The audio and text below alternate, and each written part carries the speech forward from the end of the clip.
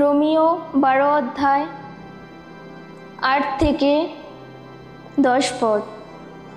তোমরা কারো কাছে কোনো ঋণ রেখো না, শুধু পরস্পরের প্রতি ভালোবাসার ঋণ ছাড়া, কারণ প্রতিবেশীকে যে ভালোবাসে সে তো ঐশ বিধানের সমস্ত দাবি মিটিয়েই দিয়েছে। কেননা ঈশ্বর এই যে সব আদেশ দিয়েছেন, তুমি ব্যভিচার করবে না, নরহত্যা করবে না, চুরি করবে না, লোভ করবে না, আর অন্য যা কিছু আদেশ তিনি দিয়ে রেখেছেন সবগুলি কিন্তু সংক্ষেপে এই একটি আদেশের মধ্যেই ব্যক্ত। তোমরা প্রতিবেশীকে তুমি নিজের মতোই ভালোবাসবে। ভালোবাসা প্রতিবেশীর কোনো ক্ষতি করে না কখনো। তাহলে দেখা যাচ্ছে ভালোবাসা সত্যি বিধানের সমস্ত দাবি মিটিয়েই দেয়।